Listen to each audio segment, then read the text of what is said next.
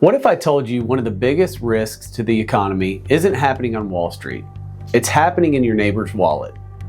Not because people stop spending, but because more and more people can't keep up with the bills they've already got. And when enough consumers start falling behind, the entire economy eventually feels it. Let's take a look at this chart. This tracks consumer debt delinquencies, or the percentage of loan balances that are more than 90 days past due. In simple terms, these are payments that people have stopped making for at least 3 months. The blue line represents credit cards, the green line is auto loans, and the white line is student loans. And the other lines show mortgages and home equity loans.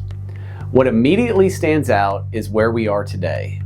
Credit card delinquencies have climbed to roughly 13.1%, one of the highest levels we've seen in years. Student loan delinquencies have surged back above 10%. Auto loan delinquencies have climbed to 5.6%.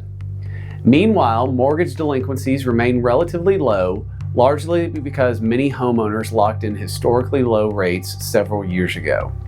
The story here isn't housing, the story is consumer stress. Now, why should investors care about this? Because consumer spending drives nearly 70% of the US economy. When people are financially healthy, they spend money. Businesses sell products, companies generate profits, and stocks generally benefit. But when consumers become stretched, they pull back. Maybe it's fewer vacations, maybe it's fewer restaurant visits, maybe it's delaying a major purchase. And when millions of people do that at the same time, corporate earnings can eventually feel the impact. That's why debt trends often serve as an early warning sign beneath the surface of the economy. This is exactly why we focus on a risk-first approach. Most headlines focused on stock prices, but stock prices are often the last thing to react. We spend a lot of time looking underneath the surface at the data that may signal changing conditions before they become obvious.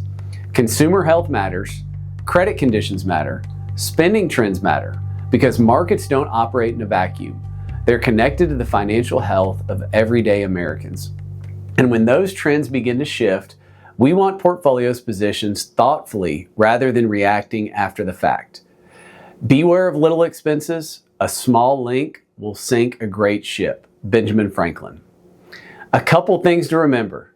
First, rising delinquencies don't automatically mean a recession is coming, but they do tell us that financial pressure is building for many households. Second, the strongest investment decisions come from paying attention to underlying trends, not just market headlines. The market often overreacts to symptoms. Successful investors pay attention to causes. This is Cloud Investments with your weekly market update. Thanks for watching, and we'll see you next week.